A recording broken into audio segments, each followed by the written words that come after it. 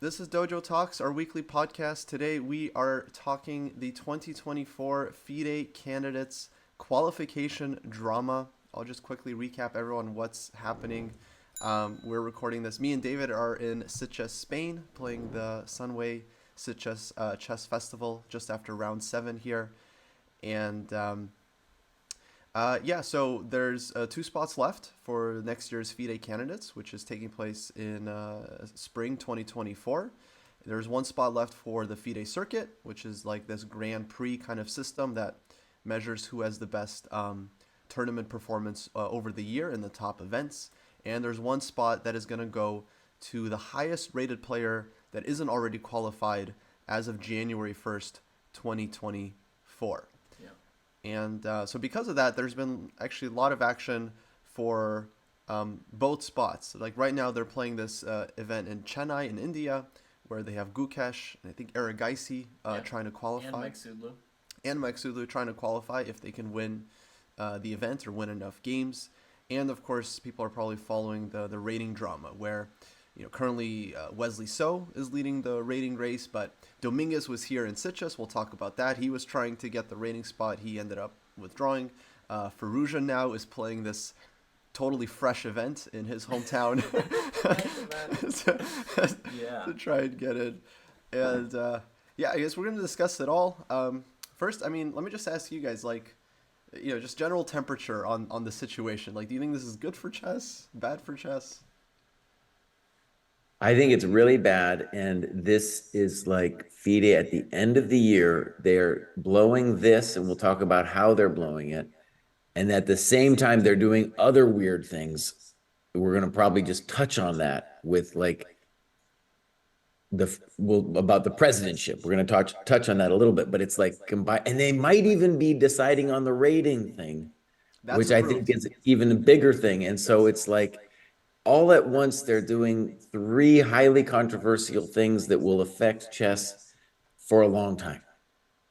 Yeah. So we'll talk. We're going to talk mostly about the drama of the candidates, but we'll get into a little bit of all this FIDE stuff. All right, we're going to fix the echo, folks. 1 second. We were prepared. And while they're doing that, I will say FIDE has been corrupt for a long time, but usually their decisions don't have that far-reaching of consequences. No, it seems real bad. Yeah, it's been a big week for FIDE. I don't think this is today's topic, but they also they did approve the rating changes, so everyone's rating is going up if you're under 2,000. And they removed term limits. Yeah. For their FIDE government. Okay, well, I know that Kostya's enjoying the rating race at the end here. He probably doesn't think it's too bad. Jesse says it's terrible. I think, one first question is, did FIDE anticipate this or not, right? Was this an unintended consequence, or is this how they envisioned people qualifying? For a tiny splash of history is that the previous system was that it was your average rating over the course of the year or something like that. Right. Some number of rating lists, maybe 6 lists over the course of the year. And so what that incentivized was having a good tournament in January. If you had a good tournament in January, you would sit out the rest of the year, because any points you gain in January, you're going to get them on multiple rating lists into your average, right? And if you have a bad start, you need to hurry up and make up the ground. And so there you had people sort of sitting around, resting on their laurels. And here we've got the opposite. We've got people racing at the end because it's just based on 1 list. My guess is that FIDE somehow, although it's not that hard to imagine, I think they somehow didn't quite imagine how it would happen. I think they had maybe a partial inkling, but didn't see the exact situation, because they did pass a rule that they're referring to with Alireza, that they can choose not to rate something if it's not a real tournament by some measure of theirs. I think they had some inkling that something like this could happen, but it's I don't think they saw Dominguez and playing, withdrawing, and matches, and I don't think they thought so many people would be trying. Right. No, they're definitely just kind of improvising. So a few weeks ago they announced this clarification that said you had to you already had to play, I think it was no more than 2 events in the same country to qualify for the FIDE circuit. And then they announced this clarification for the rating spot. It's like, oh, it also applies to the rating spot, by the way, Lenier Dominguez, because it was basically relevant to him, because he was very close to taking the rating spot in St. Louis.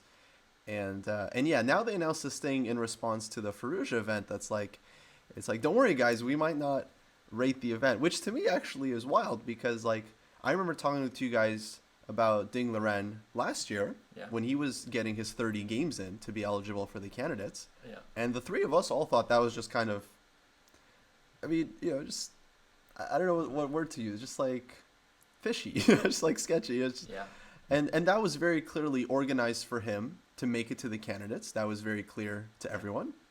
Yeah. And now they're acting like this Firouzja event is like illegitimate. So I guess like the question is, assuming all the games are perfectly normal and Firouzja like wins these games, clearly it's an event designed for him. But then so is this India event that Gukesh and Erigaisi are playing. This was just organized like last second. Yeah. So it's not clear what exactly are the rules here. It's like, but there's a huge difference between the two, right?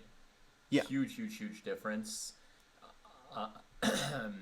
between a tournament that's basically a real tournament and a series of matches where there's nothing at stake for the people other than they're probably wanting to lose. Like, who's playing that match against Alireza? Somebody who wants to lose to him, probably, right?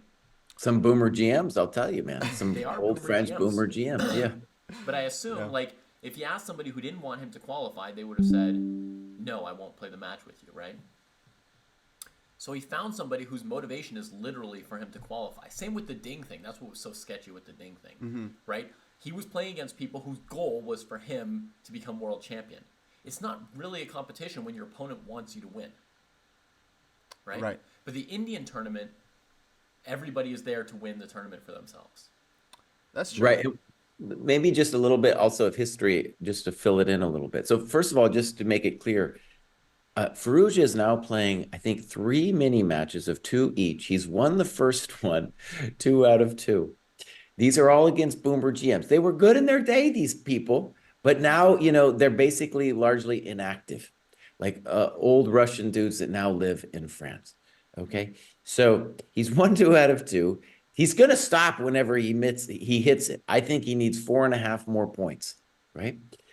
So, and he can't draw, and maybe he could have 1 draw, but basically, really he could just keep playing until he hits it because of the way that FIDE organized this rule. Yeah. So first of all, that's got to be said. And also with Ding, I want to say with the historical backdrop. So this is before the last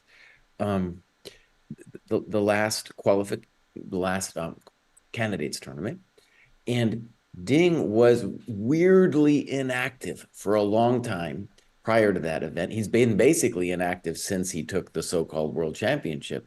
Well. And what we have to say about that is some people are making the distinction that in that case it was just Ding becoming active by getting enough games.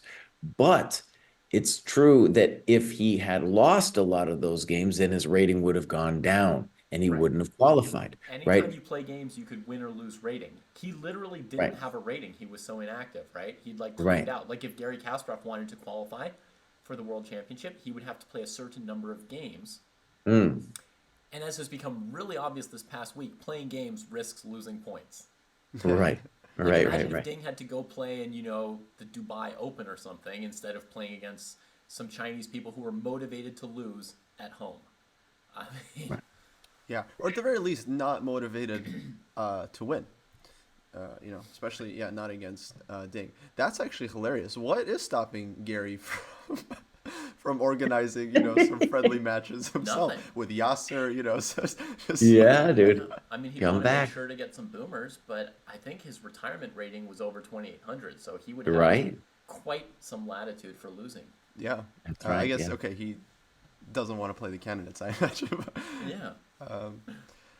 I mean, I do find this situation quite amusing and entertaining, and it's like, it's people are calling it a farce. I would agree with that with choice of words. You just like farces. But I like that it's showing FIDE, the beauty of their system, right? Because like they're the ones, and I don't know. It's weird for me that they didn't expect it, because there was definitely people on Twitter like last month, November, even October, kind of predicting this, saying like, what's going to happen end of December? Aren't people just going to start like, organizing because this stuff has happened before. Like the U.S. we've had our share of drama where in order to qualify for the U.S. Championship, you had players in like California, New York, playing like local events, playing against like amateurs, getting like 1 rating point just to qualify for like U.S. Championship, right? Yeah, So, and the U.S. Olympiad team, same thing. It's had like a rating list cut off, and I remember there was a 3-way race one year that was decided by 1 point, where people were just like playing tons of games at a local chess club against chosen patsies. Yeah. So yeah, to say that like, oh, they couldn't have expected this is odd. Yeah, kind of unbelievable. And for those listening, I just want to make it really clear. There's 2 spots at stake. One for a qualification by rating and one for the so-called circuit.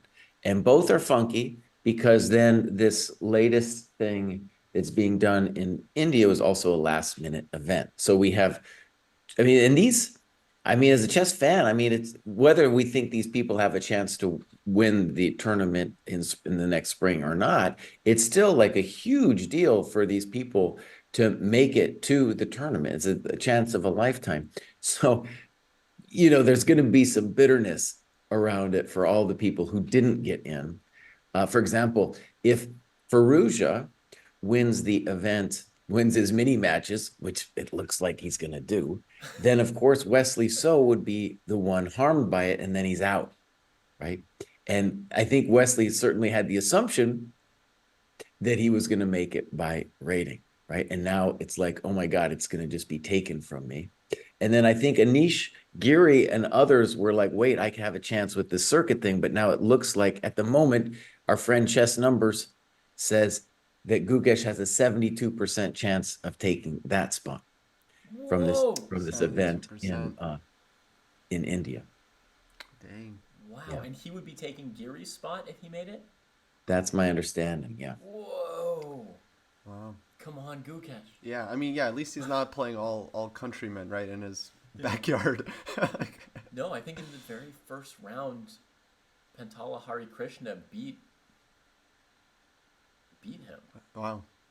So yeah, that's. Or did he beat Erigaisi? Hari Krishna beat one of his 2 compatriots who was like trying to qualify. So it was like.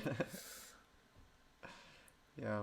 Okay, well, Jesse, you said it's like, yeah, it isn't a very attractive opportunity, but then we had this shock the other day, I'm like, it was like 11 p.m. here, I'm on Twitter, I see this video of Dominguez getting interviewed, and he announces that he's withdrawing from Sitges. Yeah. Which is brutal. He had 4 out of 5, still all the chances in the world to gain rating, right, if he finishes strong. Yeah, he was 5 points away from Wesley. And he was like, it can't be done. I can't gain 5 points here in the open, bro. Oh, no. Well, and with that, I want to say that was disappointing as a fan. Let me just express some fan feelings towards Lanier here. So listen, buddy. Dominguez, listen up real close. Let me just get some eye contact with you, buddy.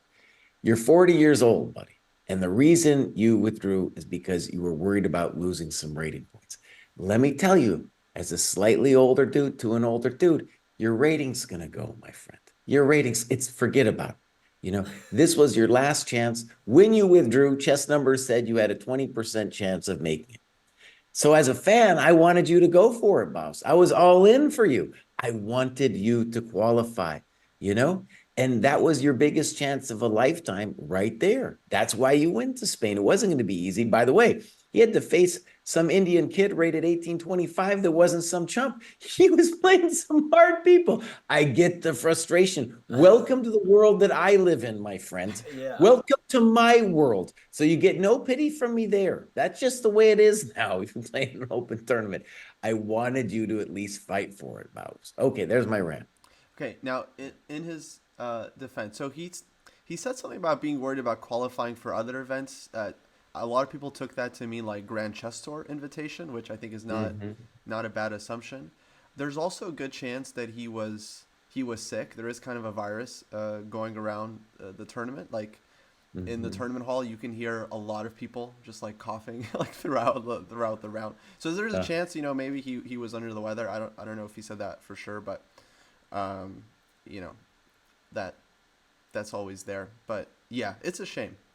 It was not a brave move. It was not a brave move. Yeah. So yeah, and now you have FIDE that's saying like, yeah, we might not rate Firouzja's event, and it's like they're Elon Musk running Twitter, and they're just like waiting to see like what the fan reaction is. Yeah, Just put out a poll. Yeah. Should we rate this? Should we rate this story? Yeah. Well, we'll honor the results of this. We'll honor the results of this poll unless we disagree with them. Well, and also, I think it's important to say that they changed the rules at the last minute for Dominguez as well, where originally it didn't say anything about what country it was played in, that your games were played in. And then that's why Dominguez had to go to Spain instead of potentially playing the games in the US. So that was one of these things where it was like a last minute decision where they threw on it and it didn't look good. It looked like it was explicitly designed to mess with Dominguez. Where was he And going to now, play in the U.S.? What's that? Did he have a tournament lined up in the U.S.? He could have. He could have done a Firouzja if he had wanted Firouzja? to. Okay. I'm sure Right. St. Louis would have. St. Louis would have There are obliged, I'm plenty sure. of local GMs he could have faced. That's right. So that was like a last minute thing. And now there's nothing explicitly wrong. According to how FIDE itself set up the rules, there's nothing explicitly wrong with what Firouzja is doing. It might look dubious, right? But they're the ones that created the rules. It's not his fault. It's not his fault for trying to get in this way. This is just the way the rules were set up. And now they're talking very heavily. They're insinuating that maybe they'll decide not to rate the event. What does that mean? What does that mean? You decide maybe we won't. What are you talking about, Bobs? You can't be changing the goalposts at this stage of the game. I think they're hoping he loses a game so they don't have to make that call. So they don't even have to make the decision. Yeah. I think it sucks for him to be playing these games. I mean, he's probably whatever. They're probably fixed, but you know, like potentially it could suck if you were playing an event and then somebody told you it may or may not be rated, and then you have to worry about that while you're playing. Like, you know, am I even playing for anything? Yeah, it's a disaster. By the way, let's just say something just about chess that I think a lot of fans, including myself, are wondering. It's very surprising that Firouzja is even in this position, of course, because just a year ago, the guy was 2,800, right? Last candidate cycle looked like he was going to be the chosen one. And now he's fallen so far down that he has to fight for this rating spot. And so something's going on in Firouzja's world. Nobody knows, but something's going on, right? In any case, you know, I don't think the matches are fixed. I think he's just playing boomer GMs. And the French there are like, well, we've got these guys, they're kind of inactive. I think you should be able to do it, boss, you know, like that. Yeah. I think the good thing about the whole mess, like obviously it doesn't reflect super well on chess. It doesn't show us as being like strategic thinkers who planned many steps away and arranged things with logic. But the good thing is it's got people playing chess instead of like sitting at home like hiding, right? So it is good to have Dominguez in the tournament until he withdraws. It is good to have this super tournament in India. India needs a super tournament. That's awesome. Yeah, I mean, yeah, they're fighting for the match, I mean, or the spot, which is cool. But yeah, the funny thing is like, yeah, Firouzja, had he like sat on his rating a little bit more, then he would have been. Yeah, he could have made it. He could have made it, but okay, yeah. He played Grand Swiss, he played Grand Chess Tour at the end, and it was the last event in St. Louis where he lost a bunch of those points, right? Yeah. And where Dominguez gained enough that he was basically in sniffing distance of qualifying by rating. And actually, thank God for this drawing, because the Sinkfield Cup was a very dull event at first. It was like all draws, no one was doing anything. Yeah. But then this rating spot was like the only thing that like kept the tournament actually extremely interesting. Is like every round it started to affect the players. And Wesley started winning some games, and I was like, oh. You guys have heard me do this rant before, but what's curious as a fan is like the two big sporting events that I think are the most interesting in the world are run by completely corrupt organizations. FIFA running the World Cup in football, aka soccer, and then this thing with the candidates tournament and the World Championship. It's a mess, but somehow these corrupt institutions running this event, it's almost like it adds to the juice. I don't know the beauty of both of these events, which capture so much attention. Way more attention than Magnus playing some rapid match. I have no desire. This thing though is amazing. Yeah. It's going to be a great candidates tournament no matter what, too. It's going to be an incredible candidates tournament. Yeah. Honestly, it will benefit from fresh blood. Like I would like to see Gukesh qualify. That would be awesome from my perspective. Prague is already in, so that's cool. And that's awesome. And then last spot will go either Gukesh or Giri, most likely for the circuit, and then right now looking either Wesley or Firouzja for the rating. A bit of a shame for Giri though. I do feel like he is very deserving because he has had a good year. Yeah, he generally doesn't pull these kinds of shenanigans. like he's not playing some event in the Netherlands, right, against Jan Timman. All these guys. Yeah. Also, I think just for help people understand how this process is kind of sort of how it happens behind closed doors. So again, FIDE is a one country, one vote situation. So, huge countries with a huge chess population have the same vote as, say, Bermuda, right?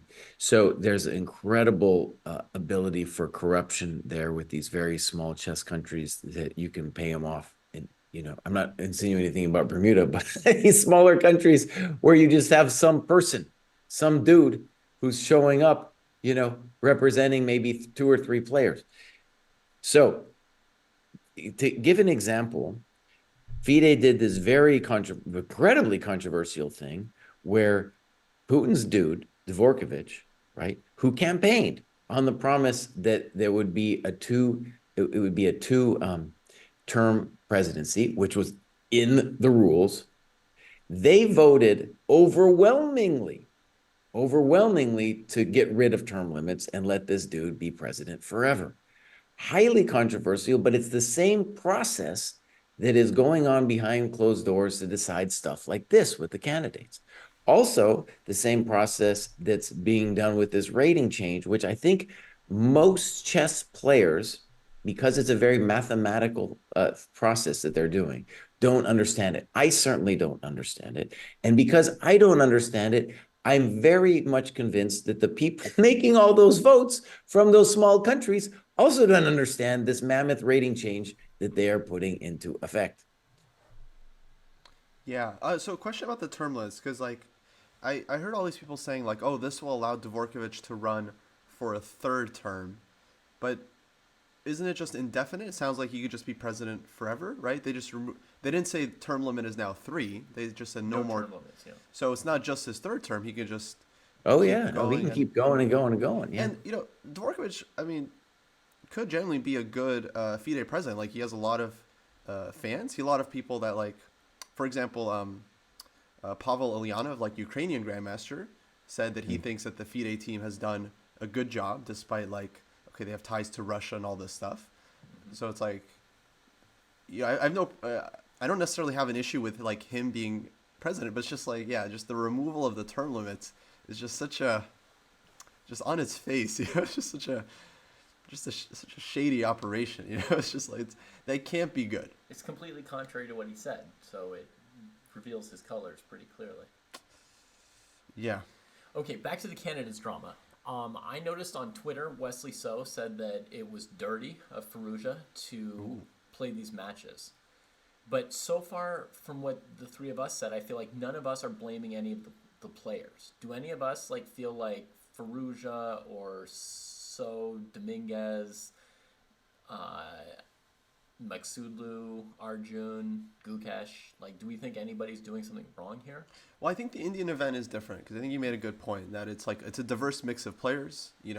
Maksudlu's not there to lose to Gukesh, right? Or Aronian, for example. So I feel like that event is more legitimate than the Firouzja event. Yeah. I definitely don't blame him. I don't know. I think if I was in their position, I don't think I'd be comfortable with playing these matches, against weaker players. Yeah. I would just feel embarrassed, honestly. But I mean, it does feel off. I mean, it's like it just doesn't feel real. It's like you have this whole year, you have all these big tournaments, World Cup, Grand Swiss, Grand Chess Tour, Waikanze, where they're trying to gain rating and do their best. And then, they never play these random matches, and it's just at the end of the year, just sprinkling in some games, trying to get a couple points.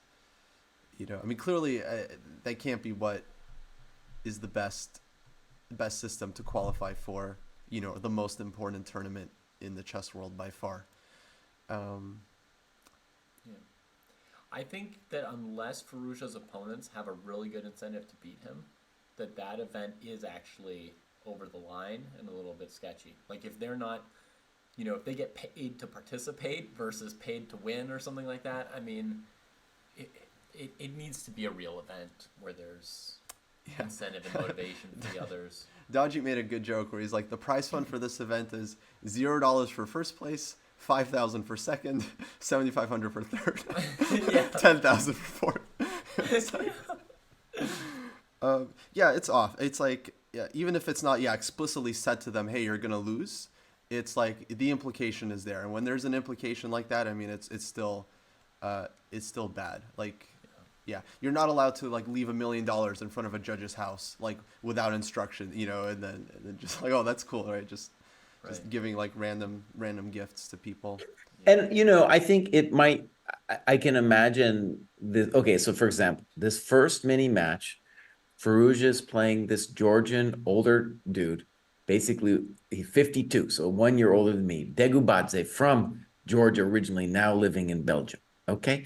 And one thing that I can see immediately from this guy's graph is it's the same thing from so many older chess players that I know.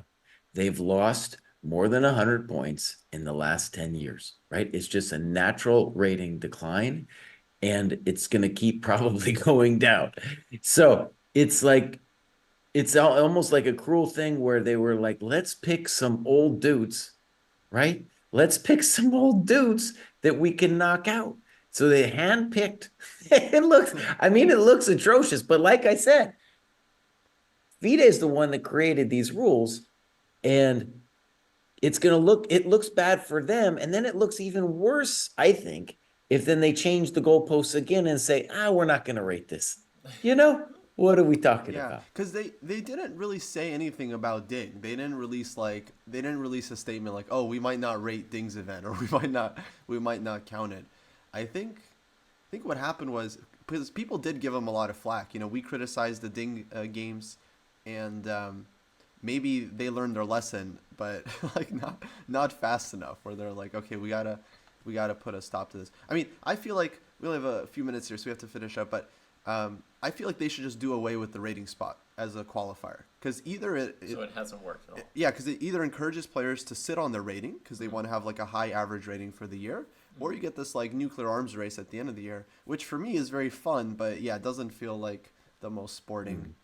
I actually think the circuit is a much better idea, because it gives people like Gukesh a chance. It gives a lot of incentives to play in these big opens, because you get points for that. So it's that to me seems like a much more interesting qualifying method. I think too. Oh, sorry. Go ahead. I was going to say, one thing I've realized is back in the day, my favorite thing was when they had candidates matches. You would have interzonal tournaments, and then you'd have candidates matches. And one of the main reasons I think that died is those matches required organization and funding. And FIDE couldn't do either of those things, right? So the candidates match is an easy way for them, much easier for them to organize. And it's a shame, because the matches was such a more, that was something you had to work for, man. Win a couple matches on your way to the World Championship. And so a lot of it is just inability of FIDE to do things, right? In addition to, like, you know, when you imagine making these rules too, it's like, it's some corrupt behind the scenes going on, but also it's just a bunch of people like, I don't know, I'm from Bermuda or I'm from Tanzania. I don't know. I don't know. You just tell me, boss. And then they tell them what to do. Yeah. Right. Yeah, that's a good point from Deborn. Their organization and funding is going towards abolishing term limits. They're focused on other things than the World Championship. Yeah, they've had a very busy week, and who knows? There could be more. You know, like, because I mean, I think people were kind of shocked by this Firouzja event. Maybe, you know, people are organizing other events just like very, very last second to try and get. It was like Vincent Keimer. He's on the edge. He's close. Right. You know, who knows? The three of us, hey, we're available. For 3 more days in my case. Yeah. Okay, well, we'll keep an eye on it, folks. If there's more drama, maybe we'll do a follow-up episode. But yeah, it'll be very. And I definitely think we're gonna have to talk about. Maybe we'll have to get a mathematician on. But this thing with the rating change, which just seems now to be official, we're gonna have to talk that through, because I think that will have huge structural shifts in how chess is done. And I haven't even wrapped my head around it yet. Yeah. Yeah, actually, that is so interesting. They kill the term limits and they give everyone like 100, 150 rating points to just kind of buy our votes with rating points now. Exactly. Titles for everyone. Okay. Well, all right. That's gonna do it. All right, folks. Thanks for listening. We will catch you next time.